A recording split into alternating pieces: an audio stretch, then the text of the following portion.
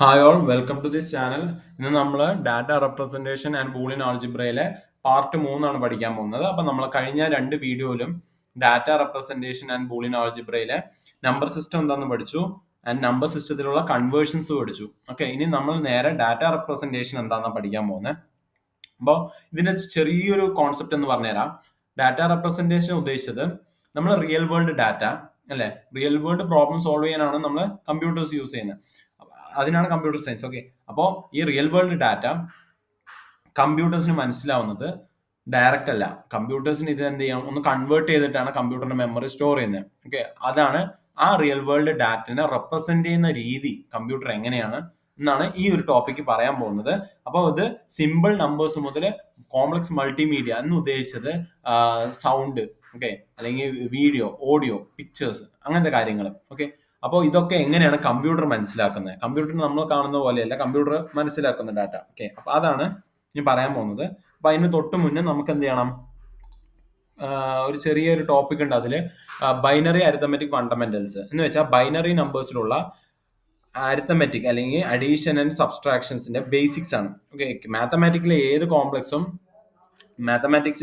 Complex പ്രോബ്ലംസും അഡീഷനും സബ്സ്ട്രാക്ഷനും വെച്ചിട്ടാണ് നമ്മൾ ചെയ്യാറ് അല്ലെ. അതാണ് അതിന്റെ ബേസിക്സ്. അത് കഴിഞ്ഞിട്ടേ ഉള്ളൂ എത്ര വലിയ പ്രോബ്ലംസും നമ്മൾ സോൾവ് ചെയ്യാം. അപ്പൊ ബൈനറി നമ്പേഴ്സിലുള്ള ഫണ്ടമെന്റൽസ് ആണ് ബൈനറി അഡീഷനും ബൈനറി സബ്സ്ട്രാക്ഷനും. അപ്പൊ binary addition similar to decimal type തന്നെയാണ്. നമ്മൾ സമ്മും ഉണ്ടാവും, ക്യാരിയും ഉണ്ടാവും. ക്യാരി ഉണ്ടെങ്കിൽ നമ്മൾ അടുത്ത ഡിജിറ്റിലോട്ട് കൊടുക്കും അല്ലേ. അപ്പോ നമുക്ക് ഇവിടെ എങ്ങനെ ഇത് സംഭവം എന്ന് വെച്ച് കഴിഞ്ഞാൽ 2 ബൈനറി നമ്പർ തരും അല്ലെ. ഈ 2 ബൈനറി നമ്പറിന്റെയും 2 സിഗ്നിഫിക്കന്റ് ബിറ്റ് മീൻസ് ഒരു പൊസിഷനുള്ള 2 ബിറ്റിനെ നമ്മൾ ആഡ് ചെയ്യും. ഓക്കെ, അപ്പൊ ആഡ് ചെയ്യുന്ന സമയത്ത് ഏതൊക്കെ ബിറ്റാണ് വരിക അതിന്റെ സമ്മും ക്യാരിയും എങ്ങനെയാണെന്നാണ് ചുരുക്കത്തിൽ പറയാൻ പോകുന്നത്. അപ്പൊ 2 0 ആണ് വരുന്നതെന്ന് വെച്ച് കഴിഞ്ഞാൽ ഇങ്ങനെ ഈ എന്റെയും ബിന്റെയും, എയും ബിയും 2 നമ്പർ ആണെങ്കിൽ അല്ലെങ്കിൽ ആഡ് ചെയ്യുമ്പോൾ ഓഗന്റും ആഡന്റും എന്നാണ് നമ്മൾ പറയാറ്. ഓഗന്റില് 0, ആഡന്റില് 0 ആണെങ്കിൽ സമ്മ് 0 ആണ്, ക്യാരി 0 ആണ്. ഓക്കെ, കാരണം നമുക്കറിയാം ഡെസിമൽ നമ്പറിലും അങ്ങനെ തന്നെയാണ്. 0 ആഡ് ചെയ്താൽ 0 കിട്ടും ആൻസർ, ക്യാരിയോ ഒന്നും കിട്ടാനൊന്നും പോകുന്നില്ല. അപ്പൊ 0 1 ഇത് രണ്ടും ആഡ് ചെയ്താൽ സമ്മ് എത്ര കിട്ടുക, 1 കിട്ടുക, ക്യാരി ഒന്നുമില്ല. 1 0 ആഡ് ചെയ്യുമ്പോൾ സമ്മ് എത്ര കിട്ടുക, 1 കിട്ടുക, ക്യാരി ഒന്നുമില്ല. 1 1 ആഡ് ചെയ്യുമ്പോഴാണ് നമുക്ക് സമ്മ് 0 കിട്ടും, ക്യാരി 1 കിട്ടും. ഇതെങ്ങനെയാ ഇത് സംഗതി? നമ്മൾ സാധാ ഡെസിമൽ നമ്പറിലോട്ട് വരിക. അപ്പൊ ബൈനറി ചിന്തിക്കേണ്ട. 1 + 1 എത്രയാണ്, 2 ആണ്. ഓക്കെ, ഈ 2നെ നമ്മൾ ബൈനറിയിലോട്ട് റെപ്രസെന്റ് ചെയ്യുമ്പോൾ നമുക്ക് 1 0 കിട്ടുക അല്ലെ. ഇത് കൺവേർട്ട് ചെയ്യാൻ നമ്മൾ കഴിഞ്ഞ ഇതിൽ പഠിച്ചിട്ടുണ്ട്, അത് നോക്കിയിട്ട് മനസ്സിലാക്കി വരിക. നമുക്ക് എങ്ങനെ വേണമെങ്കിൽ ചെറുതായിട്ട് പറഞ്ഞുതരാം. ഈ 2നെ നമ്മൾ 2 വെച്ച് ഡിവൈഡ് ചെയ്യും. അപ്പൊ നമുക്ക് എത്ര കിട്ടും, കോഷ്യന്റ് 1 കിട്ടും, റിമൈൻഡർ 0 കിട്ടും അല്ലെ. എന്നിട്ട് ഈ 2നെ വീണ്ടും ഡിവൈഡ് ചെയ്യുമ്പോൾ നമുക്ക് എത്ര, കോഷ്യന്റ് 0 കിട്ടും, റിമൈൻഡർ എന്താ 1 തന്നെയാണ്. ഈ 1 0 ആണ്, മീൻസ് ഇവിടെ നിന്ന് ഇങ്ങനെയാണ് നമ്മൾ പോവാറ്. ഈ 1 0 നമുക്ക് കിട്ടുക. അപ്പൊ നമുക്ക് എന്ത് കിട്ടി, 2 ഡിജിറ്റ് കിട്ടി അല്ലെ. 2 ഡിജിറ്റ് നമുക്ക് അങ്ങനെ എഴുതാൻ പറ്റുമോ താഴത്ത്? ഇപ്പൊ അത് ഡെസിമൽ ആണെങ്കിൽ പറ്റില്ല, കാരണം 5 + 7 ഇപ്പൊ 15 7 ആഡ് ചെയ്തു അല്ലെ. അപ്പൊ 5 + 7 എത്രയാ, 12 ആ. 2 ഇവിടെ ആഡ് ചെയ്യും, താഴെ ഇടും, ക്യാരി അപ്പുറത്ത് 1 ആണ്, അത് അപ്പുറത്ത് കൊടുക്കും. അതേപോലെ തന്നെ 1 0 നമുക്ക് രണ്ടും ആഡ് ഇടാൻ പറ്റില്ല. അപ്പൊ നമ്മൾ എന്ത്, സമ്മിന്റെ സൈഡിൽ 0 കൊടുത്തു അല്ലെ.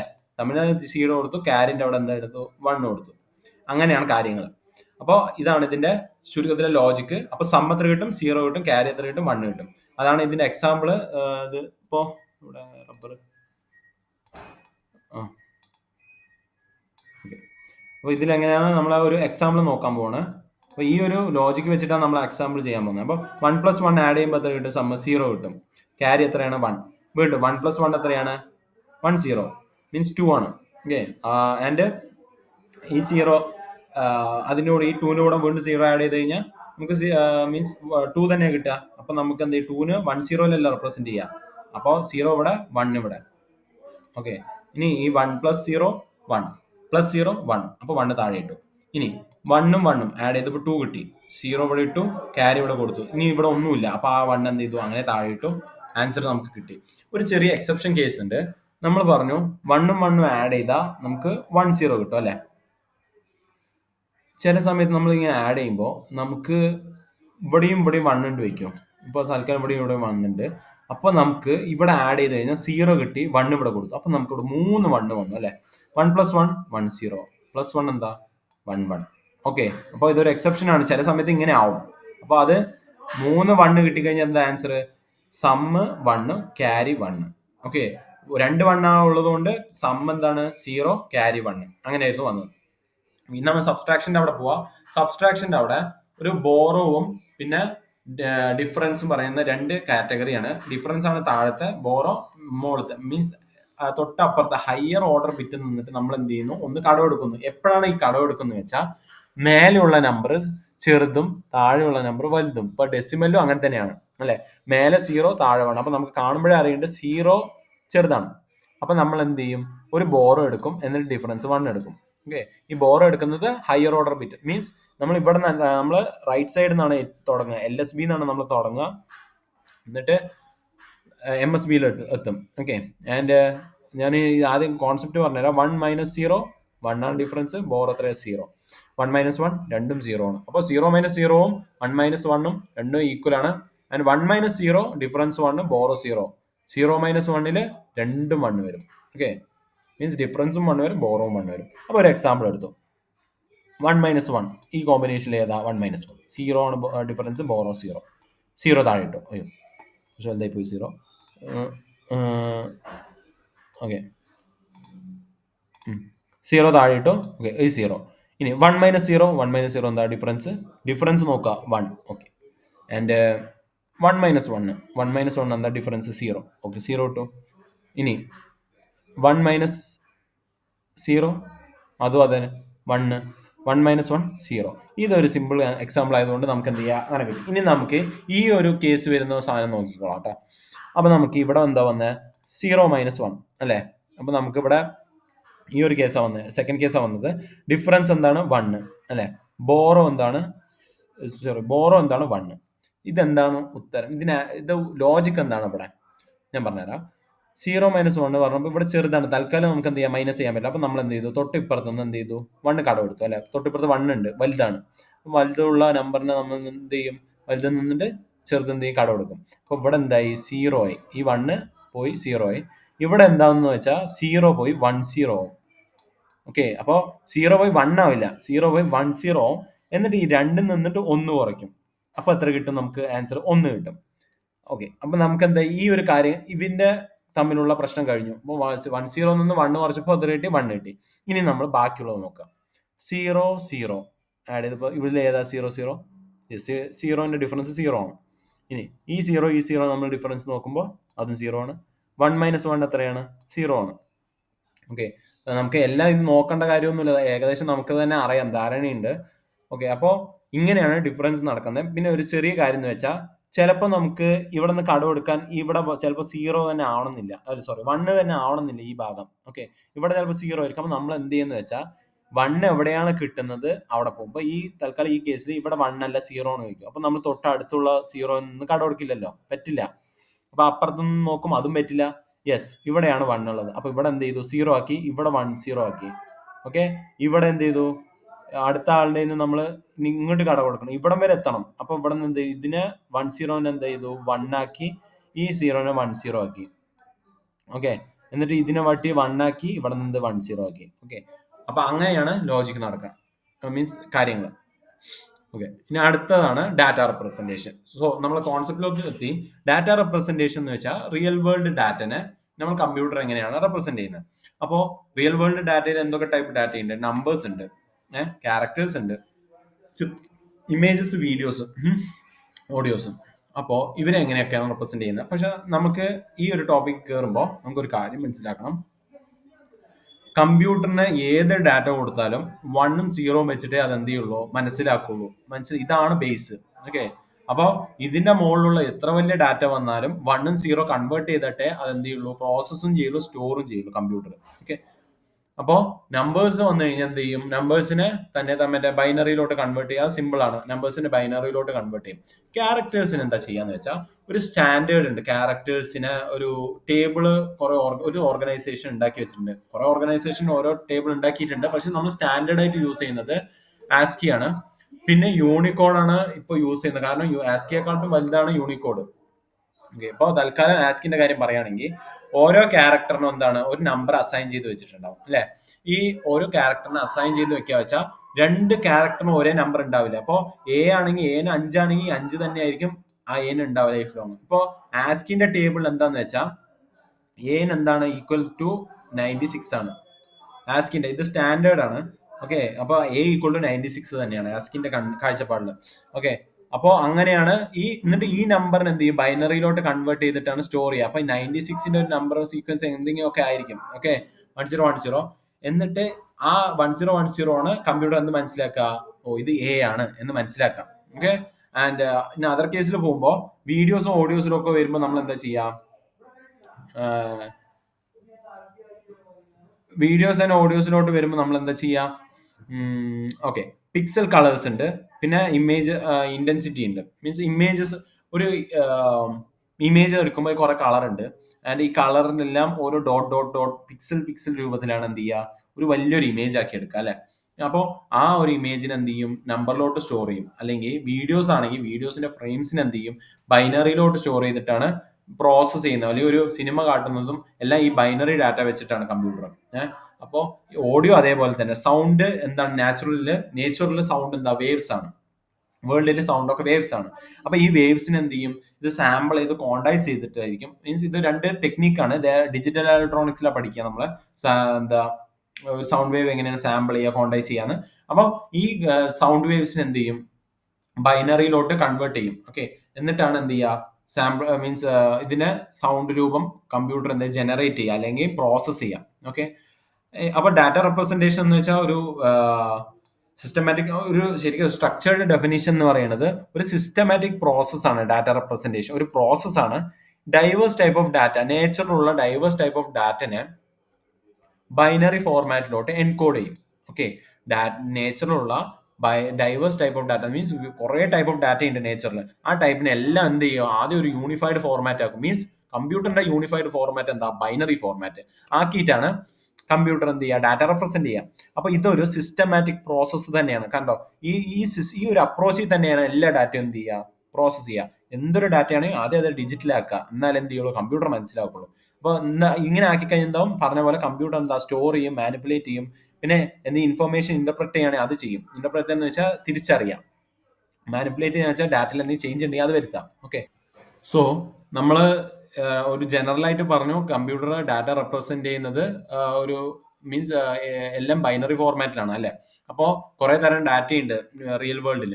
അപ്പോൾ ഒരു ഡാറ്റയാണ് നമ്പേഴ്സ്. ഓക്കെ, അപ്പൊ ഈ നമ്പേഴ്സ് കമ്പ്യൂട്ടർ എങ്ങനെയാണ് റെപ്രസെന്റ് ചെയ്യുന്നത്, നമ്പേഴ്സും ഡാറ്റയാണല്ലോ. അപ്പൊ നമ്മൾ അത് നമ്പേഴ്സിന്റെ കാര്യം പറയുകയാണെങ്കിൽ രണ്ട് തരം നമ്പർ ഉണ്ട്, ഇന്റിജറും ഉണ്ട്, ഫ്ലോട്ടിംഗ് പോയിന്റും ഉണ്ട് അല്ലെ. അപ്പൊ ഇന്റിജർ നമ്പർ എന്താ, ജസ്റ്റ് ഇതിന് ഫ്രാക്ഷൻ പാർട്ടില്ല. ഇത് മൈനസ് നമ്പർ അല്ല, സോറി, നെഗറ്റീവ് നമ്പർ ഉണ്ട്, സീറോ ഉണ്ട്, പോസിറ്റീവ് നമ്പർ ഉണ്ട്. സോ ഇതൊരു ഫിക്സ്ഡ് നമ്പർ ഓഫ് ബിറ്റ്സ് മതി. ഇതിൽ അത്ര ഒരുപാട് കോംപ്ലക്സിറ്റി ഇല്ല, നമുക്ക് സിമ്പിൾ ആയിട്ട് റെപ്രസെന്റ് ചെയ്യാം. പക്ഷെ ഫ്ലോട്ടിംഗ് പോയിന്റ് നമ്പേഴ്സ് അങ്ങനെയല്ല, ഇത് ഫ്രാക്ഷൻ പോയിന്റ്സ് ഉണ്ട്. സോ നമുക്ക് സർക്യൂട്ടിന്റെ കേസിൽ മീൻസ് കമ്പ്യൂട്ടറിന്റെ കേസിൽ ഇത് ഭയങ്കര കോംപ്ലക്സ് ആണ് റെപ്രസെന്റ് ചെയ്യാൻ. കാരണം ഇതിന്റെ മാഗ്നിറ്റ്യൂഡും പ്രിസിഷൻസും നമുക്ക് എന്ത് ചെയ്യണം, കറക്റ്റ് ആയിട്ട് റിസർവ് ചെയ്ത് വെക്കണം. അല്ലെങ്കിൽ എന്താവും, ഉത്തരം തെറ്റിപ്പോവും. അപ്പോ മീൻസ് പ്രോസസ്സ് തെറ്റിപ്പോവും. സോ ഇത് എന്താണ്, these requires A more complex representation. കാരണം മീൻസ് ഇവര് നമ്മൾ ഈ number, floating point number computer represent ചെയ്യാൻ കുറച്ച് ബുദ്ധിമുട്ടുണ്ട്. മീൻസ് സോ നല്ലൊരു സൊല്യൂഷൻ കണ്ടെത്തണം ഇത് റെപ്രസെന്റ് ചെയ്യാൻ. ഓക്കെ, അപ്പോൾ കാരണം ഇത് എന്തൊക്കെ ഹാൻഡിൽ ചെയ്യേണ്ടി വരും ഇവിടെ. സോ എന്തൊക്കെ ഹാൻഡിൽ ചെയ്യണം, മാഗ്നിറ്റ്യൂഡും ഹാൻഡിൽ ചെയ്യണം, പ്രിസിഷനും ഹാൻഡിൽ ചെയ്യണം. മാഗ്നിറ്റ്യൂഡ് ഇൻ ദ കേസ് ഒരു നമ്പർ തന്നു 25, റിയൽ വേൾഡ് നമ്പർ 25.2 എന്ന് തന്നു കഴിഞ്ഞാൽ ഈ മാഗ്നിറ്റ്യൂഡ് ഈ ഭാഗം 2 എന്ന് പറയുന്നത് ഈ ഭാഗം. ഓക്കെ, അപ്പോൾ രണ്ട് ഭാഗം നമുക്ക് എന്ത് ചെയ്യണം, റെപ്രസെന്റ് ചെയ്യണം. സോ ഇനി നമുക്ക് ഇന്റിജറിനെ എങ്ങനെ റെപ്രസെന്റ്, നമ്പേഴ്സ് രണ്ട് തരം, ഈ നമ്പേഴ്സ് രണ്ട് തരം ഉണ്ട്, ഇന്റിജറും ഫ്ലോട്ടിംഗ് പോയിന്റും. അപ്പൊ കമ്പ്യൂട്ടർ ഇന്റിജർ നമ്പറിനെ എങ്ങനെയാണ് റെപ്രസെന്റ് ചെയ്യുന്നത്, അപ്പൊ റെപ്രസെന്റ് ചെയ്യാനുള്ള മെത്തേഡ്സ് ആണ് ഇവിടെ പറയാൻ പോകുന്നത്. 3 പ്രൈമറി മെത്തേഡ്സ് ഉണ്ട്, ഇഷ്ടംപോലെ മെത്തേഡ്സ് ഉണ്ട്, പക്ഷെ most common and primary methods ആണ് ഇപ്പൊ കമ്പ്യൂട്ടറിന്റെ മെമ്മറിയിൽ ഇന്റിജറിനെ റെപ്രസെന്റ് ചെയ്യുന്നത്. അപ്പോൾ ഓരോ മെത്തേഡിനും ഓരോ ക്യാരക്ടറിസ്റ്റിക്സ് ഉണ്ട്. അപ്പോൾ ഒരു മെത്തേഡ് കഴിഞ്ഞിട്ട് അതിലൊരു പോരായ്മ ആയിരുന്നാണ് നമ്മൾ അടുത്ത മെത്തേഡിലോട്ട് പോയത്, പിന്നീടാണ് അടുത്ത മെത്തേഡിലോട്ട് പോയത്. അപ്പോൾ 3 മെത്തേഡിന്റെ പേര്, ഒന്നാമത്തെ മെത്തേഡ് സൈൻ ആൻഡ് മാഗ്നിറ്റ്യൂഡ് മെത്തേഡിലാണ് നമ്മൾ ഇന്റിജറിനെ റെപ്രസെന്റ് ചെയ്യാം. ഓക്കെ, പിന്നെ വൺസ് കോംപ്ലിമെന്റ് മെത്തേഡാണ് വേറൊരു മെത്തേഡ്, അതിലാണ് നമ്മൾ ഇന്റിജർ റെപ്രസെന്റേഷൻ ചെയ്യാം, അല്ലെങ്കിൽ ടൂസ് കോംപ്ലിമെന്റ് മെത്തേഡ്. ഓക്കെ, അപ്പൊ ഇതിൽ ഏറ്റവും മീൻസ് മോഡേൺ കമ്പ്യൂട്ടിംഗ് യൂസ് ചെയ്യുന്ന ടൂസ് കോംപ്ലിമെന്റ് മെത്തേഡ് ആണ്. ആൻഡ് കാരണം എന്താ വെച്ചാൽ ഇത് ഒരുപാട് കോംപ്ലക്സിറ്റി കൊണ്ടുവരുന്നില്ല. നമുക്ക് അഡീഷനും സബ്സ്ട്രാക്ഷൻ നമ്പർ തമ്മിലുള്ള ഇൻഡിജേഴ്സ് നമ്പറിൽ തമ്മിലുള്ള അഡീഷനും സബ്സ്ട്രാക്ഷൻസും എന്ത് ചെയ്യാം, എളുപ്പത്തിൽ ചെയ്യാനുള്ള ഒരു വഴി ഒരുക്കുന്നുണ്ട് two's complement means two's complement representation method. Okay, so integer റെപ്രസെന്റേഷനിലെ ആദ്യത്തെ രണ്ട് റെപ്രസെന്റേഷൻ ഒറ്റ സ്ലൈഡിൽ ഇട്ടിരിക്കുകയാണ്. സൈൻ ആൻഡ് മാഗ്നിറ്റ്യൂഡും പറയുന്ന ഒരു മെത്തേഡും, പിന്നെ വൺസ് കോംപ്ലിമെന്റ് എന്ന് പറയുന്ന വേറൊരു മെത്തേഡും. ഓക്കെ, ആദ്യം നമ്മൾ സൈൻ ആൻഡ് മാഗ്നിറ്റ്യൂഡ് മെത്തേഡിനെ പറ്റി പഠിക്കാം. അപ്പോൾ സൈൻ ആൻഡ് മാഗ്നിറ്റ്യൂഡ് മെത്തേഡിൽ ബേസിക് എന്ന് പറയുന്നത് മീൻസ് മോസ്റ്റ് ഇമ്പോർട്ടന്റ് പോയിന്റ് ആണ്, ശ്രദ്ധിക്കുക. MSB ബിറ്റില്ലേ, MSB ബിറ്റ് എന്ന് വെച്ചാൽ ഈ ലെഫ്റ്റ് മോസ്റ്റ് ബിറ്റില്ലേ, അതാണ് ആ ഒരു ഇന്റിജറിന്റെ സൈൻ ബിറ്റ് എന്ന് പറയുന്നത്. ഓക്കെ, ഇപ്പോൾ ഇവിടെ ഒരു എക്സാമ്പിൾ 23, ഇതൊരു പോസിറ്റീവ് നമ്പർ ആണ്, സൈൻ ഉണ്ടല്ലോ. ഈ സൈനിന് സിമ്പിൾസ് ഒന്നുമില്ല, ബൈനറി നമ്പർ 0 1 അല്ലേ ഉള്ളൂ. അപ്പൊ MSBയിൽ 0 ആയിട്ടാണ് ഈ പോസിറ്റീവ് റെപ്രസെന്റ് ചെയ്യുക. ഓക്കെ, ഈ 23 -23 ഈ മൈനസിന്റെ സൈന് 1 ആയിട്ടാണ് എന്ത് ചെയ്യുക, റെപ്രസെന്റ് ചെയ്യുക. ഓക്കെ, ബാക്കിയെല്ലാം എന്താണ്, ആസ് ഇറ്റ് ഈസ് 23 ആ നമ്പറിന്റെ 001031. അതേപോലെ 001031 ഡാറ്റ അതുപോലെ, ബട്ട് സൈന് മാത്രം എന്ത് ചെയ്യും, മീൻസ് മാറ്റും. എന്താണ്, പോസിറ്റീവിക്ക് 0, നെഗറ്റീവിന് 1. മനസ്സിലായോ? അപ്പൊ ഇവിടെ 8 ബിറ്റ് ഉണ്ട്. സോ 8 ബിറ്റ് റെപ്രസെന്റേഷനാണ് നമ്മൾ കാണിച്ചിരിക്കുന്നത്. 16 ബിറ്റ് വേണമെങ്കിൽ ചെയ്യാം നമുക്ക്. 26 മീൻസ് ബിറ്റ് കൂടുന്തോറും എന്താ വെച്ചാൽ ഇപ്പൊ 23 എന്തായാലും ഒരു 5 ബിറ്റ് അല്ലെ 5 ബിറ്റ് ആവശ്യം വരുന്നു നമുക്ക് 23 റെപ്രസെന്റ് ചെയ്യാൻ. ബാക്കിയെല്ലാം ബിറ്റ് എന്താ ചെയ്യും, നമ്മൾ 0 ആയിട്ട് റെപ്രസെന്റ് ചെയ്യും. കാരണം കണ്ടോ, ഈ 2 0 ആവശ്യമില്ല. അതുകൊണ്ടാണ് അവിടെ 0 ഇട്ടിരിക്കുന്നത്. പിന്നെ ഈ 0 MSB നമ്മൾ റെപ്രസെന്റ് ചെയ്യാൻ വേണ്ടിയിട്ടാണ്. സോ നമുക്ക് ഈ 8 ബിറ്റ് ആയതുകൊണ്ട് -27 മുതൽ +27 വരെ എന്ത് ചെയ്യാം, റെപ്രസെന്റ് ചെയ്യാം. -27 എന്താണ്, 1 1 1 1 അങ്ങനെ 8 1. ഓക്കെ, +127 ആണെങ്കിൽ നമുക്ക് എന്ത് ചെയ്യാം, MSBയിൽ 0 ഇട്ട് ബാക്കിയെല്ലാം 1 ചെയ്യാം. ഓക്കെ, ഇനി അടുത്തതാണ് വൺസ് കോംപ്ലിമെന്റ് റെപ്രസെന്റേഷൻ. അപ്പൊ ഇതിലുള്ള പോരായ്മ എന്ത് വെച്ച് കഴിഞ്ഞാൽ, അഡീഷൻ കുഴപ്പമില്ല, നമുക്ക് സബ്സ്ട്രാക്ഷൻ ഇവിടെ തെറ്റും. ക്യാരി ഓവർ നമ്മൾ എന്ത് ചെയ്യും, ഡിസ്റിഗാർഡ് ചെയ്യേണ്ടി വരും. അപ്പോൾ റിസൾട്ട് ഒന്നും ചിലപ്പോൾ കറക്റ്റായി കിട്ടില്ല. പിന്നെ സബ്സ്ട്രാക്ഷൻ ചെയ്യാൻ മറ്റേ സർക്യൂട്ടിൽ ഭയങ്കര ബുദ്ധിമുട്ടാണ്, ബൈനറി സബ്സ്ട്രാക്ഷൻ. അതുകൊണ്ട് നമ്മൾ അഡീഷൻ ചെയ്യാൻ ഭയങ്കര സിമ്പിൾ ആണ്. ആൻഡ് സോ എന്താ, അഡീഷനും സബ്സ്ട്രാക്ഷനും ഒറ്റ സർക്യൂട്ടിൽ തന്നെ ചെയ്യാൻ പറ്റുമോ എന്നൊരു ഗവേഷണത്തിലായിരുന്നു വൺസ് കോംപ്ലിമെന്റ് കണ്ടെത്തിയത്. അപ്പോൾ വൺസ് കോംപ്ലിമെന്റിൽ എന്താ മെത്തേഡ്, എന്താണ് ഈ മെത്തേഡ്, നമ്മുടെ ഇൻഡിജർ നമ്പറിന്റെ നെഗറ്റീവ് നമ്പർ ഉണ്ടല്ലോ, നെഗറ്റീവ് നമ്പർ പോസിറ്റീവ് നമ്പറിന്റെ ഫ്ലിപ്പാണ്. എന്ന് വെച്ചാൽ പോസിറ്റീവ് നമ്പറിന്റെ വൺസ് കോംപ്ലിമെന്റ് ആണ്. അപ്പോൾ ഈ വൺസ് കോംപ്ലിമെന്റ് ഉദ്ദേശിച്ചത്, ഇപ്പോൾ 1 ഉണ്ടെങ്കിൽ വൺസ് കോംപ്ലിമെന്റ് ഓഫ് 1 0, 0 ആണെങ്കിൽ ones complement of 1 ones complement of 0 1, അങ്ങനെയാണ്. അപ്പോൾ ഒരു ഉത്തരം പറഞ്ഞു, ഒരു എക്സാമ്പിൾ പറഞ്ഞുതരാം. ഇപ്പോൾ +119 ആണെങ്കിൽ ഈ 119 നമ്മൾ ഇങ്ങനെ റെപ്രസെന്റ് ചെയ്യും. ഇവിടെ MSBക്ക് സൈൻ ബിറ്റ് ഒന്നും കൊടുക്കുന്നില്ല, ജസ്റ്റ് ആ നമ്പർ അങ്ങോട്ട് ബൈനറി ആക്കുക. 119 എന്ത് ചെയ്യുക, 2 വെച്ച് കൺവേർട്ട് ചെയ്യുക. നമ്മൾ പഠിപ്പിച്ചിട്ടുണ്ടല്ലോ, അങ്ങനെ കൺവേർട്ട് ചെയ്യുമ്പോൾ നമുക്ക് എന്ത് കിട്ടും, ഈ ഒരു ഫോർമാറ്റ് കിട്ടും. ഇതിന്റെ നെഗറ്റീവ് ഇനി നമുക്ക് -119 എങ്ങനെ കാണും, 0 ഉള്ളവിടെ 1 കൊടുക്കുക, 1 ഉള്ളവിടെ 0 കൊടുക്കുക അല്ലേ. അപ്പോൾ 0ന്റെ അവിടെ എന്ത് കൊടുത്തു, ഇവിടെ 1 കൊടുത്തു. ഇവിടെ എന്താ 3 1, അപ്പോൾ 3 0 അല്ലേ. ഇവിടെ ഒരു 0, ഇവിടെ 1 ആയി. ഇവിടെ 3 1 ആയപ്പോൾ ഇവിടെ 3 0. ഇത്രയേ ഉള്ളൂ. പോസിറ്റീവ് നമ്പറിനെ അങ്ങനെ നമ്മൾ എന്ത് ചെയ്യുക, ആ നമ്പറിനെ ബൈനറിയിലോട്ട് കൺവേർട്ട് ചെയ്യുക. നെഗറ്റീവ് നമ്പർ ആണെങ്കിൽ ആ ബൈനറി കൺവേർട്ട് ചെയ്ത നമ്പറിനെ വൺസ് കോംപ്ലിമെന്റ് കാണാം. മനസ്സിലായോ? സോ എന്തായി, ഇവിടെ നമുക്ക് സബ്സ്ട്രാക്ഷൻ സിംപ്ലിഫൈ ആയി. ഓക്കെ, അഡീഷൻ ഓപ്പറേഷൻ യൂസ് ചെയ്തിട്ട് തന്നെ നമുക്ക് എന്ത് ചെയ്യാം, സബ്സ്ട്രാക്ട് ചെയ്യാം.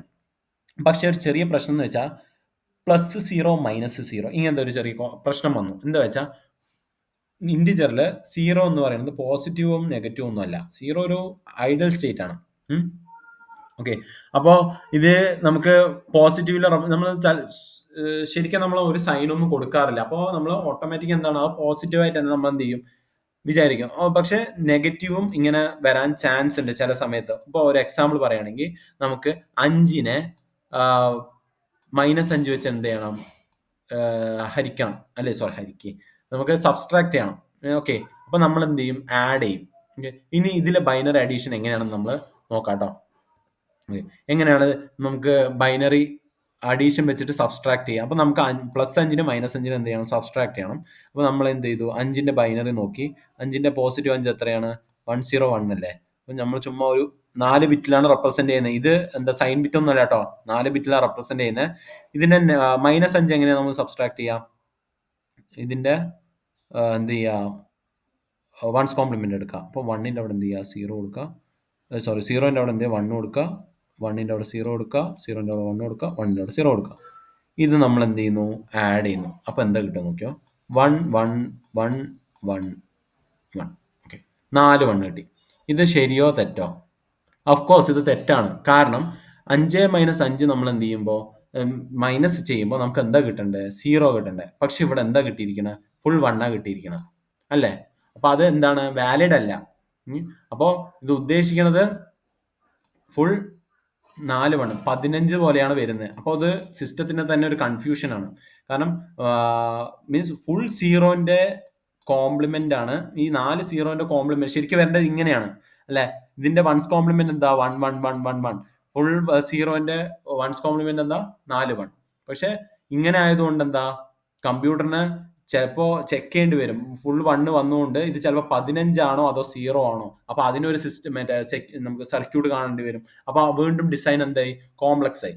അപ്പൊ നമ്മൾ എന്ത് ചെയ്തു, വൺസ് കോംപ്ലിമെന്റ് തൽക്കാലം നിർത്തിയിട്ട് ടൂസ് കോംപ്ലിമെന്റ് പറയും. പുതിയൊരു ഇന്നോവേഷനിലോട്ട് വന്നു. ടൂസ് കോംപ്ലിമെന്റ് പറയുന്ന ഒരു തിയററ്റിക്കൽ അപ്രോച്ച് ആണ്. എന്താ, നമുക്ക് എങ്ങനെയാണ് ഒരു നമ്പർ ഇന്റിജറിനെ നെഗറ്റീവ് പാർട്ടിനെ എങ്ങനെയാണ് നമ്മൾ റെപ്രസെന്റ് ചെയ്യുക. ഓക്കെ, അപ്പോൾ ടൂസ് കോംപ്ലിമെന്റിൽ ചെറിയൊരു വൺസ് കോംപ്ലിമെന്റ് ഒരു ചെറിയ ഇമ്പ്രൂവ്മെന്റ് ആണ്.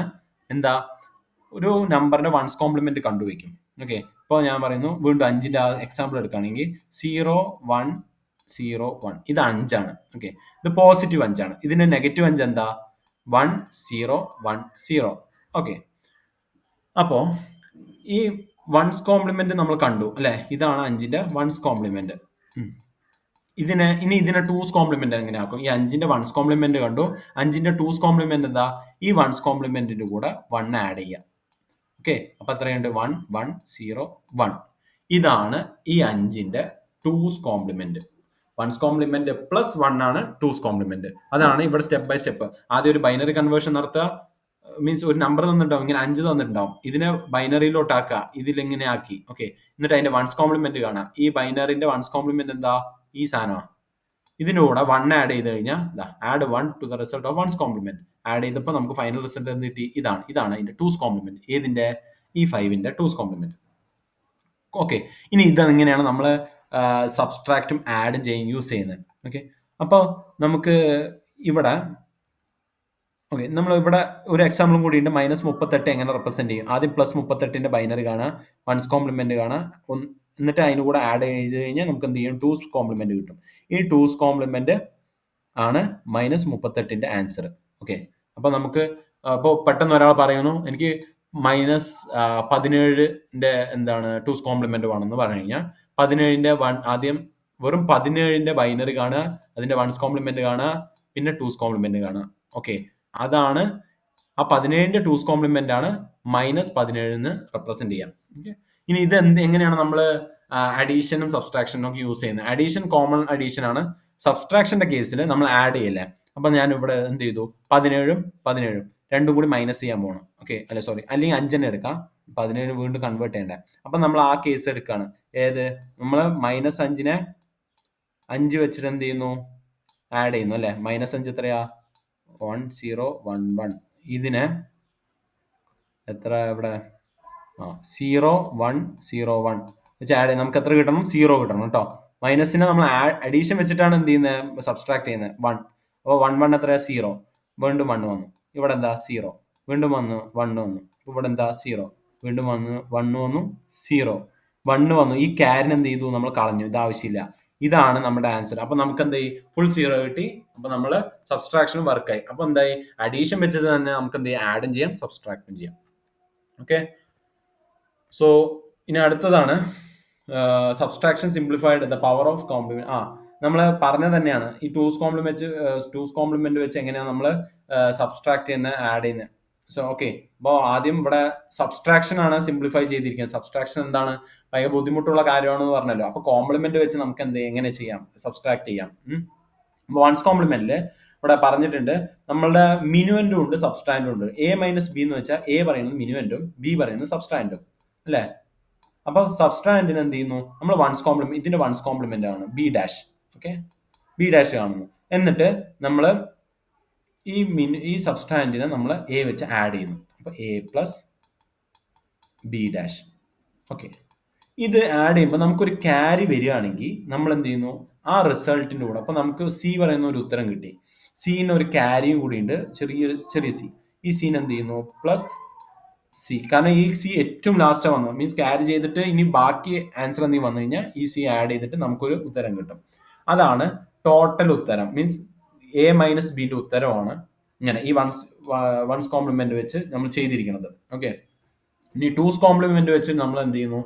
ആൻസർ കാണണം എന്ന് വെച്ചാൽ ആ പറഞ്ഞ പോലെ തന്നെ സബ്സ്ട്രാൻഡ് എ മൈനസ് ബിന്റെ ടൂസ് കോംപ്ലിമെന്റ് ആണ് ഇതിന്റെ ടൂസ് കോംപ്ലിമെന്റ്. അപ്പോൾ എ മൈനസ് ബി ആണെങ്കിൽ ഈ എ മൈനസ് ബിയും ഇവിടെ നിങ്ങൾ എന്ത് ചെയ്യണം? ഒരു ബൈനറി നമ്പർ 5ഉം മീൻസ് 5 - 5 അങ്ങനെ എന്ത് ചെയ്യും? ഞാൻ ഇത്തിരി അവിടെ പറഞ്ഞ പോലത്തെ നമ്പർ കൊടുക്കുക. ഓക്കെ, ഈ ബീന്റെ എന്ത് ചെയ്യുക? ടൂസ് കോംപ്ലിമെന്റ് ആണ്. അപ്പോൾ ബീന്റെ ടൂസ് കോംപ്ലിമെന്റ് എന്ന് വെച്ചാൽ ബി ഡബിൾ ഡാഷ്.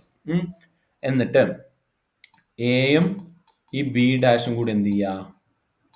ആഡ് ചെയ്യാം. ഓക്കെ, അഡീഷൻ വെച്ചിട്ടാണ് നമ്മൾ എന്ത് ചെയ്യുന്നത്? സബ്സ്ട്രാക്ഷൻ ഇവിടെ ചെയ്യുന്നത്. ഓക്കെ, സബ്സ്ട്രാക്ഷന് വേണ്ടിയിട്ട് ഒരു സർക്യൂട്ട് കൊണ്ടുവരിക എന്ന് വെച്ചാൽ അതൊരു ബുദ്ധിമുട്ടാണ്, മീൻസ് കോംപ്ലക്സിറ്റി കൂടും. അപ്പം നമുക്ക് എന്ത് ചെയ്യാം? ഒരു അഡീഷൻ സർക്യൂട്ട് യൂസ് ചെയ്തിട്ട് തന്നെ സബ്സ്ട്രാക്ഷൻ നമുക്ക് പെർഫോം ചെയ്യാൻ പറ്റുന്നുണ്ട്. ഓക്കെ, അപ്പോൾ ഈ ടൂസ് കോംപ്ലിമെന്റ് ചെയ്യുമ്പോൾ നമുക്ക് എന്ത് കിട്ടും? ഒരു ആൻസർ കിട്ടും, സി എന്ന് പറയുന്നു. ഓക്കെ, ഈ സീന് വല്ല ക്യാരിയോ സി എന്ത് വന്നു കഴിഞ്ഞാൽ വൺസ് കോംപ്ലിമെന്റ് പോലെ ആ സീൻ്റെ കൂടെ ആഡ് ചെയ്യില്ല. നമ്മൾ എന്ത് ചെയ്യും? ഇത് അങ്ങോട്ട് കളയും. എന്നിട്ട് ഈ സി തന്നെയാണ് നമ്മൾ എന്ത് ചെയ്യുക? ഉത്തരം. ഓക്കെ, ഇത്രയേ ഉള്ളൂ, സിമ്പിൾ കാര്യമാണ്. ഓക്കെ, അപ്പോൾ ഒന്നും കൂടി പറഞ്ഞാൽ വൺസ് കോംപ്ലിമെന്റിൽ സബ്സ്ട്രാക്ഷൻ എന്താ ചെയ്യുന്നത് വെച്ചാൽ മിനുവന്റിന്റെ വൺസ് കോംപ്ലിമെന്റ് എടുക്കുക. ഓക്കെ, സോറി, മിനുവന്റ് അല്ല, സബ്സ്ട്രാൻഡിന്റെ വൺസ് കോംപ്ലിമെന്റ് എടുക്കുക. എന്നിട്ട് ഈ കോംപ്ലിമെന്റിനെ എ വെച്ച് ആഡ് ചെയ്യുക. എന്നിട്ട് ഫൈനൽ ആൻസറിൽ എന്തെങ്കിലും ക്യാരി ഉണ്ടെങ്കിൽ ആ ലാസ്റ്റ് ആൻസറിന്റെ കൂടെ ആ ക്യാരിയും കൂടെ ആഡ് ചെയ്തിട്ട് നമുക്ക് ഫൈനൽ ആൻസർ കിട്ടും, ഒരു സി അല്ലെങ്കിൽ ഡി ഒരു ആൻസർ കിട്ടും. ഓക്കെ, ഇതാണ് വൺസ് കോംപ്ലിമെന്റ് വെച്ചിട്ട്. ഓക്കെ, ടൂസ് കോംപ്ലിമെന്റ് വെച്ച് ചെയ്യുകയാണെങ്കിൽ നമ്മുടെ സബ്സ്ട്രാൻഡിനെ എടുക്കുക, ടൂസ് കോംപ്ലിമെന്റ് കാണാം. ഓക്കെ, അതൊക്കെ നമ്മൾ കഴിഞ്ഞാൽ പഠിച്ചാണല്ലോ. ടൂസ് കോംപ്ലിമെന്റ് കണ്ടിട്ട് അതിന്റെ കൂടെ ആഡ് ചെയ്യാം, എന്നിട്ട് സി കിട്ടും. വല്ല ക്യാരി ഉണ്ടെങ്കിൽ കളയുക, വേണ്ട ആവശ്യമില്ല, ഡിസ്കാർഡ് ചെയ്യാം. ബാക്കി എന്താണോ ഉള്ളത് അത് മാത്രം എന്ത് ചെയ്യുക? നമ്മൾ എടുക്കുക. അപ്പോൾ this approach streamlines arithmetic operation within the CPU, making the computation faster and less complex for circuitry perspective. അപ്പോൾ സർക്യൂട്ടിന്റെ പെർസ്പെക്റ്റീവില് നമുക്ക് എന്ത് ചെയ്യാം? നമുക്കല്ല, ഈ ഒരു കാൽക്കുലേഷൻസ് ഭയങ്കര സ്പീഡാവുന്നു. കണ്ടോ, അഡീഷനിൽ തന്നെ എല്ലാം കഴിഞ്ഞു, ഭയങ്കര സിമ്പിൾ ആണ്. സബ്സ്ട്രാക്ഷനിലാണെങ്കിൽ നമുക്ക് ഭയങ്കര ബുദ്ധിമുട്ടുണ്ടായിരുന്നു സർക്യൂട്ടിൽ എന്ത് ചെയ്യാൻ, ക്യാരിയും ബോറോ എടുക്കാനും. കണ്ടോ, അല്ലെങ്കിൽ എല്ലാത്തുനിന്ന് ബോറോ എടുത്ത് ഇങ്ങനെയൊക്കെ വരേണ്ടി വരും അല്ലേ? അപ്പൊ അതൊക്കെ എന്തായി? സി പി യുവിന് ഓവർ ഹെഡ് ഒന്നുമില്ല, കാര്യങ്ങളൊക്കെ പെട്ടെന്ന് തീർക്കാനുള്ള ഒരു ഇത് കിട്ടി, ഒരു വേ കിട്ടി. ഓക്കെ, ഇനി അടുത്തതാണ് നമ്മൾ ഫ്ലോട്ടിംഗ് പോയിന്റ് നമ്പർ റെപ്രസെന്റേഷൻ. അപ്പൊ നമ്പർ ഡാറ്റനെ കമ്പ്യൂട്ടർ എങ്ങനെയാണ് റെപ്രസെന്റ് ചെയ്യുന്നതിന്റെ ഒരു സബ് ടോപ്പിക് നമ്മൾ പഠിച്ചു, ഇൻഡിജർ റെപ്രസെന്റേഷൻ. ഇനിയാണ് floating point number representation. Floating point കൂടുതൽ നമ്മൾ സയന്റിഫിക്കും എഞ്ചിനീയറിംഗ് ആപ്ലിക്കേഷനിലാണ് യൂസ് ചെയ്യുന്നത് അല്ലേ? നമ്മൾ മനസ്സിലാക്കുക, കോംപ്ലക്സ് മാത്തമാറ്റിക്സിലൊക്കെയാണ് യൂസ് ചെയ്യുന്നത് ഫ്ലോട്ടിംഗ് പോയിന്റ് നമ്പർ. അപ്പോൾ കമ്പ്യൂട്ടർ ഈ നമ്പർ എങ്ങനെ സ്റ്റോർ ചെയ്യുക? ഇതിന്റെ സിഗ്നിഫിക്കന്റ് ഡിജിറ്റും മാഗ്നിറ്റ്യൂഡും എല്ലാം ഒരു സെപ്പറേറ്റ് പക്ഷെ സ്റ്റാൻഡേർഡ് ഫോർമാറ്റിലായിരിക്കും വെക്കുന്നത്. അപ്പോൾ നമ്മൾ പറഞ്ഞുതരാം എങ്ങനെയാണ് സംഗതി എന്ന്. കമ്പ്യൂട്ടറിലെ ഈ ഫ്ലോട്ടിംഗ് പോയിന്റ് നമ്പറിനെ സ്റ്റോർ ചെയ്യാൻ 3 കോമ്പോണന്റ് എടുക്കും. ഓക്കെ, അപ്പോൾ 3 കോമ്പോണന്റ് വഴിയാണ് ഈ ഫ്ലോട്ടിംഗ് പോയിന്റ് നമ്പർ റെപ്രസെന്റ് ചെയ്യുക. ഒന്നാമത്തെ കോമ്പോണന്റ് മാൻഡിസ, രണ്ടാമത്തെ എക്സ്പോണന്റ്, മൂന്നാമത്തെ സൈൻ ബിറ്റ്. സൈൻ ബിറ്റ് പേര് മനസ്സിലാവേണ്ട, ആ ഫ്ലോട്ടിംഗ് പോയിന്റ് എന്ത് സൈൻ ആണോ അത് റെപ്രസെന്റ് ചെയ്യാനുള്ള ഒരു ബിറ്റ്. ഓക്കെ, മാഗ്നിസിന്റെ അവിടേക്ക് പോവാം. സിഗ്നിഫിക്കന്റ് എന്നാണ് മാഗ്നിസിനെ വേറെ ഒരു പേര് പറയാം. അപ്പൊ മാൻഡിസ ഈ ഒരു ഈ പോയിന്റ് വാല്യൂ പോലെ എടുക്കുക. അപ്പൊ 0.523 ഇങ്ങനെയാണ് എടുക്കുക. മീൻസ് ഈ പോയിന്റിന്റെ ഈ സൈഡ് ഒന്നുമില്ല, ഇങ്ങനെയായിരിക്കും മാൻഡിസ് എപ്പോഴും എന്ത് ചെയ്യുക? നമ്പർ കിട്ടുന്ന നമ്പറിനെ ഈ രീതിയിലായിരിക്കും സ്റ്റോർ ചെയ്യുക. എന്ന് വെച്ചാൽ ഈ പോയിന്റ് ഉണ്ടാവില്ല കേട്ടോ ആ മെമ്മറിയിൽ, ജസ്റ്റ് ഒരു whole number, means normalised number. ഈ പറഞ്ഞ പോലെ over normalise to ensure a unique representation. Means കിട്ടിയ എന്ത് നമ്പർ ഉണ്ടോ അതിനെ അങ്ങനെ നോർമലൈസ് ചെയ്യും. ആ നമ്പറായിട്ട് തന്നെ വെക്കും. ഇപ്പൊ 52.3 എന്ന് പറഞ്ഞു കഴിഞ്ഞാൽ ഓക്കെ, ഇതാണ് നമ്മൾ കൊടുക്കുന്ന നമ്മുടെ കമ്പ്യൂട്ടറിന്. അപ്പൊ കമ്പ്യൂട്ടർ എന്ത് ചെയ്യുന്ന അറിയാം? അതിന്റെ മാൻഡിസ പാർട്ടാക്കും, ഇതിനെ മാൻഡിസ രൂപത്തിലാക്കും. എന്ന് വെച്ചാൽ പോയിന്റ് കമ്പ്യൂട്ടർ എന്ത് ചെയ്യും? വെറും 523 മാൻഡിസ പാർട്ടിൽ ഇതേ ഉണ്ടാവുള്ളൂ. അപ്പോൾ കോൺസെപ്ച്വൽ ലെവലിൽ നമ്മൾ വെർച്വലി ചിന്തിക്കുക, ഇങ്ങനെയായിരിക്കും മാൻഡിസ പാർട്ടിൽ ശരിക്കും അത് 0.523 എന്നാണ് ഉദ്ദേശിച്ചിരിക്കുന്നത് മാൻഡിസ. ഓക്കെ, എന്നിട്ട് നമ്മൾ എന്ത് ചെയ്യുന്ന അറിയോ, 10 ബേസ് ഡെസിമൽ നമ്പർ അല്ലെ. ഇനി ഈ പോയിന്റിനെ ഇത് ഇങ്ങോട്ട് എത്തിക്കുകയാണെങ്കിൽ ഈ 10 എത്ര പവർ വേണം? 2 അല്ലെ. അപ്പോ ഈ പോയിന്റ് അവിടെ തന്നെയാണ്, കാരണം ഇത് എക്വേറ്റ് ചെയ്തിട്ടില്ല. ഇങ്ങനെയാണ് കമ്പ്യൂട്ടർ റെപ്രസെന്റ് ചെയ്യുക. ഓക്കെ, ഇത് ഇത് ഇൻഡു ചെയ്ത് ഇക്വേറ്റ് ചെയ്ത് കഴിഞ്ഞാൽ എന്താ, ഈ പോയിന്റ് ഇപ്പുറത്ത് വരും. അപ്പൊ തൽക്കാലം ഇക്വേറ്റ് ചെയ്തിട്ടില്ല, ഇങ്ങനെയാണ് റെപ്രസെന്റ് ചെയ്യുക. അപ്പൊ ഇതാണ് എക്സ്പോണന്റ്, പിന്നെ ഇതാണ് മാൻഡിസ, പിന്നെ സൈൻ ബിറ്റ്. സൈൻ ബിറ്റ് എന്ന് വെച്ചാൽ ഇപ്പുറത്ത് ഉണ്ടാവും. ഇത് 1 or 0, ഇതിപ്പോ തൽക്കാലം പോസിറ്റീവ് ആണല്ലോ, ഇവിടെ എന്താ 0. ഇങ്ങനെയാണ് സംഗതി നടക്കുന്നത്. ഓക്കെ, അപ്പോ ഇത് കണ്ടോ, ഇത് ഇവിടെ എക്സ്പോണൻഷ്യൽ എന്ന് വെച്ചാൽ എന്തിനാ യൂസ് ചെയ്ത്, ഇവിടെ ഇവിടെ കാണിച്ചിരിക്കുന്നത് ഫോർ ബൈനറി ഓൺലി. ഓക്കെ, അങ്ങനെയാണ് പവർ. ബൈനറി ആയതുകൊണ്ട് 2ന്റെ പവർ ബേസ് 2. പക്ഷെ ഇവിടെ ഞാൻ ഡെസിമലിലാണ് നിങ്ങൾക്ക് മനസ്സിലാവാൻ വേണ്ടി പറഞ്ഞു തന്നത്, അതുകൊണ്ട് ബേസ് ഞാൻ 10 എടുത്തു. ഇങ്ങനെയാണ് computer floating point number represent ചെയ്യുന്നത്. അപ്പോൾ ഒരു ബൈനറിന്റെ കേസിൽ നമ്മൾ റെപ്രസെന്റ് ചെയ്യുന്ന വയ്ക്കും. അപ്പോൾ ഒരു മെമ്മറിയിലായിരിക്കുമല്ലോ എന്തായാലും ബൈനറി, ഈ ബൈനറി ഫ്ലോട്ടിംഗ് പോയിന്റിനെ സ്റ്റോർ ചെയ്യുന്നത്. അപ്പോൾ 32 ബിറ്റുള്ള ഒരു സെല്ലാണ്, മീൻസ് ഒരു മെമ്മറി അറിയാണെങ്കിൽ ഇതിലെ ഒരു ബിറ്റ് സൈനും, ഓക്കെ, 32ല് 8 ബിറ്റ് എന്താ, ഇവിടുത്തെ 8 ബിറ്റ് എക്സ്പോണൻഷ്യലിനും, ഇത് സൈൻ ബിറ്റും, ഈ ഒരു ബിറ്റ് സൈൻ ബിറ്റും, പിന്നെ മാൻഡിസയ്ക്ക് ബാക്കി 23 ബിറ്റ്. അപ്പൊ ടോട്ടൽ ഇത് കൂടെ എല്ലാം കൂടി സമ്മ ചെയ്യുമ്പോൾ എത്ര കിട്ടി? 32 ബിറ്റ്. ഓക്കെ, അതാണ് ഈ 32 ബിറ്റ് എന്ന് വെച്ചാൽ. അപ്പൊ ഇങ്ങനെ മീൻസ് 32 ബിറ്റ് പഴയ കാലത്തായിരുന്നു, ഇപ്പോൾ കൂടിയിട്ടുണ്ടാവും. അപ്പൊ ഇങ്ങനെയായിരുന്നു ഫ്ലോട്ടിംഗ് പോയിന്റ് ബിറ്റ് നമ്മൾ എന്താ സ്റ്റോർ ചെയ്യുക. മാൻഡിസ പാർട്ടിൽ ഒരിക്കൽ കൂടെ പറഞ്ഞുതരാം. മാൻഡിസ പാർട്ടിൽ ഇപ്പൊ ഇങ്ങനെ തന്നെ സ്റ്റോർ ചെയ്യില്ല നമ്മളെ കമ്പ്യൂട്ടറിൽ, അല്ലെ. നമ്മൾ 523 അങ്ങനെ സ്റ്റോർ ചെയ്യും. പക്ഷെ 523 എന്തർത്ഥത്തിലാണ് സ്റ്റോർ ചെയ്യുന്ന വെച്ചാൽ ഇത് 0.523 ആണ്. ഓക്കെ, അപ്പൊ ഈ 0.523 പോയിന്റ് ഇടാനുള്ള സെല്ലൊന്നും ഇല്ല കേട്ടോ. ഇത് മറ്റേ ആ ഒരു മെമ്മറി ഏരിയയിൽ പോയിന്റ് ഒന്നും ഉണ്ടല്ലോ, വെറും 523 ഉണ്ടാവുള്ളൂ. പക്ഷെ നമ്മൾ മനസ്സിലാക്കേണ്ടത് അത് 0.523 ആണ്.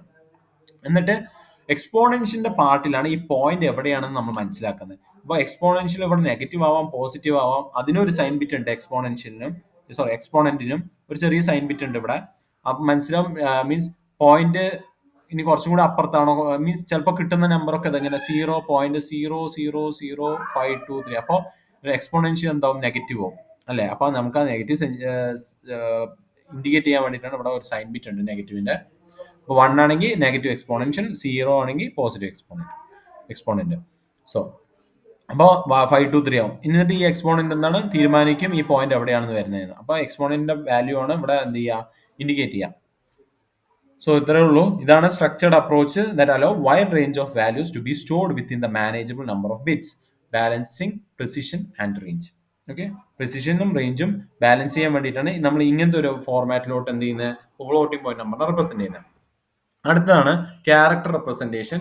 ക്യാരക്ടർ റെപ്രസെന്റേഷൻ എന്താ, നമ്മുടെ ആൽഫബറ്റ്സും മറ്റേ നമ്പേഴ്സും സിമ്പിൾസും, ഓക്കെ, ഇതൊക്കെ ക്യാരക്ടേഴ്സ് ആണ്. മീൻസ് ക്യാരക്ടേഴ്സ് എന്ന് വെച്ചാൽ ഫോൺ നമ്പർ, ഇങ്ങനെ എന്ത് തരം നമ്പറാണ് മീൻസ് ക്യാരക്ടർ എന്ന് ഉദ്ദേശിച്ചത്. ചില നമ്പർ അഡീഷൻ ഒന്നും പറ്റില്ല, അങ്ങനത്തെ നമ്പേഴ്സ് ഒക്കെ എന്താ ക്യാരക്ടേഴ്സ് ആയിട്ടാണ് പെടുക. ഓക്കെ, ഇപ്പൊ ഫോൺ നമ്പർ, 2 ഫോൺ നമ്പർ തമ്മിൽ ആഡ് ചെയ്യോ? ഇല്ല. അപ്പോൾ അതൊക്കെ ക്യാരക്ടർ രൂപത്തിലോട്ട് വരും. അപ്പോൾ ഈ ഓരോ നമ്പർ 0 to 9 അല്ലെ A to B, പിന്നെ സെമി കോളൻ, ഹൈഫൺ, ഇതിനൊക്കെ ഒരു ഓർഗനൈസേഷൻ എന്ത് ചെയ്തിട്ടുണ്ട്, സ്റ്റാൻഡേർഡ് ഓർഗനൈസേഷൻ. എല്ലാവരും ഈ ഓർഗനൈസേഷനെ ഫോളോ ചെയ്യുള്ളൂ. അങ്ങനത്തെ ഒരു അപ്രൂവ്ഡ് ഓർഗനൈസേഷൻ ഒരു ടേബിൾ ഇട്ടിട്ടുണ്ട്, ടേബിള് പ്രസിദ്ധീകരിച്ചു. ഈ ടേബിളിൽ ഓരോ ലെറ്റേഴ്സും അല്ലെങ്കിൽ ഓരോ നമ്പേഴ്സും സിമ്പിൾസിനും ഒരു പ്രത്യേക ആസ്കി നമ്പർ, മീൻസ് ഒരു നമ്പർ അസൈൻ ചെയ്തിട്ടുണ്ട്. ഈ നമ്പർ വെച്ചിട്ടാണ് കമ്പ്യൂട്ടർ എന്ത് മനസ്സിലാക്കുക, ഈ നമ്പർ എന്ത് ക്യാരക്ടറാണ് അല്ലെങ്കിൽ എന്ത് സിമ്പിളാണ്. ഓക്കെ, അപ്പോൾ അങ്ങനെയാണ് കമ്പ്യൂട്ടർ എന്ത് ചെയ്യുക, ക്യാരക്ടർ റെപ്രസെന്റ് ചെയ്യുക. ഇതൊരു എൻകോഡിംഗ് ടെക്സ്റ്റ് മെത്തേഡാണ്. സോ പിന്നെ ആസ്കി നമ്പർ എന്താണ്, സോറി, അപ്പോൾ ഏതൊക്കെ തരത്തിലുള്ള എൻകോഡിംഗ് സ്കീംസ് ആണ് നമ്മൾ കാലങ്ങളോളം ഡെവലപ്പ് ചെയ്തിരുന്നത്. ആദ്യത്തെ ഏറ്റവും പ്രധാനപ്പെട്ട ഒരു സ്കീമാണ് ആസ്കി സ്കീം. ഓക്കെ, അപ്പോൾ ഈ ഒരു ഓർഗനൈസേഷൻ ആണ് ആദ്യത്തെ എന്തുകൊണ്ട് വന്നത്, നമ്മുടെ ക്യാരക്ടർ റെപ്രസെന്റേഷന് വേണ്ടിയിട്ടുള്ള ഒരു ടേബിൾ കൊണ്ടുവന്നത്. ഇത് 7 ബിറ്റ്സ് വെച്ചിട്ടായിരുന്നു റെപ്രസെന്റ് ചെയ്തത് അല്ലെ. അപ്പൊ എന്തായാലും കമ്പ്യൂട്ടർ എന്താ നമ്മൾ പറഞ്ഞ ബൈനറി നമ്പർ വെച്ചിട്ടല്ല, ബൈനറി നമ്പർ വെച്ചിട്ട് ക്യാരക്ടറോ അല്ലെങ്കിൽ നമ്പേഴ്സോ എല്ലാം എന്ത് ചെയ്യുള്ളൂ എടുക്കുള്ളൂ. അപ്പോൾ ഈ 7 ബിറ്റ്സ് യൂസ് ചെയ്തിട്ടായിരുന്നു, ബിറ്റ്സ് എന്ന് വെച്ചാൽ 1 0 0 0 0 0 0 0 0 0 മുതല് ഏഴെണ്ണല്ലേ, 1 1 1 1 1 1 1. ഓക്കെ, അപ്പോ ഇങ്ങനെ ഇത്ര ഈ നമ്പറിന്റെ ഇടയിൽ ഉള്ള ഇത് മുതൽ ഇത് വരെ ഈ റേഞ്ചിന്റെ ഇടയിൽ വരെ എല്ലാ നമ്പർ കോമ്പിനേഷൻസിനും ഓരോ ക്യാരക്ടർ എന്തുണ്ട് അസൈൻ ചെയ്തിട്ടുണ്ട്. പിന്നീട് എന്ത് ചെയ്തു, അതിന് 8 ബിറ്റ് ആക്കി.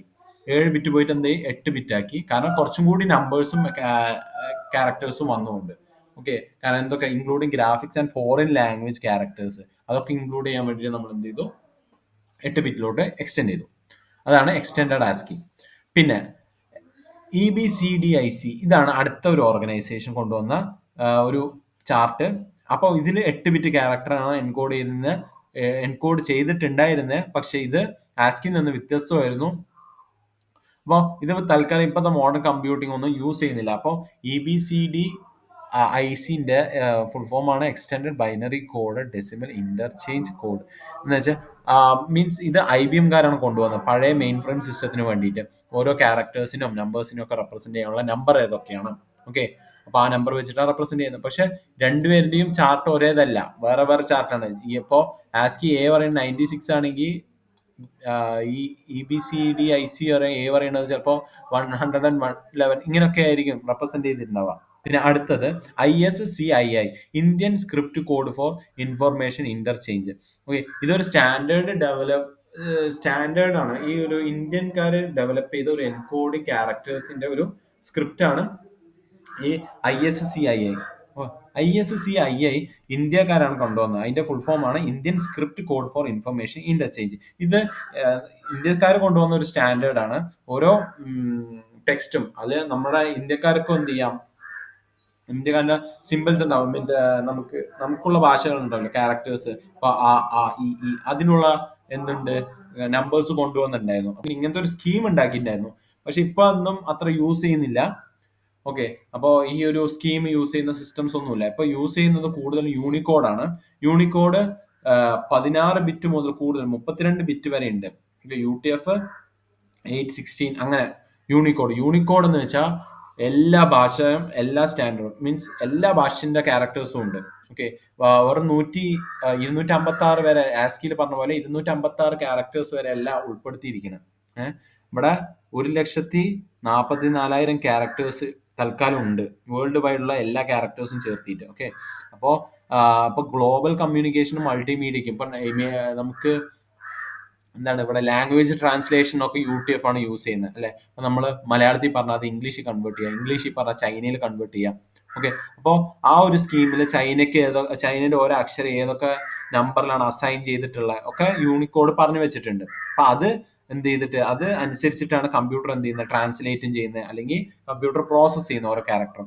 അപ്പൊ Unicode expensive character set ensures that text from any language can be accurately displayed and processed across diverse platforms, making it indispensable for modern digital communication. ഇപ്പൊ അത് പുതിയ യുഗമുള്ള കമ്മ്യൂണിക്കേഷന് ഇത് ഒഴിവാക്കാൻ പറ്റാത്ത പോലെ. കാരണം ഈ ഒരു ക്യാരക്ടർ സെറ്റ്, ഇപ്പോൾ ആസ്കി ക്യാരക്ടർ സെറ്റ് ഉണ്ട്, ഇപ്പോൾ 4 ക്യാരക്ടർ സെറ്റ് പഠിച്ചു അല്ലെ. ഈ 4 ക്യാരക്ടർ സെറ്റിലും യൂണിക്കോഡ് ക്യാരക്ടർ സെറ്റ് ആണ് ഏറ്റവും എക്സ്പെൻസീവും അല്ലെങ്കിൽ ഏറ്റവും വൈബ്രന്റ് ആയിട്ടുള്ള ക്യാരക്ടർ സെറ്റ്.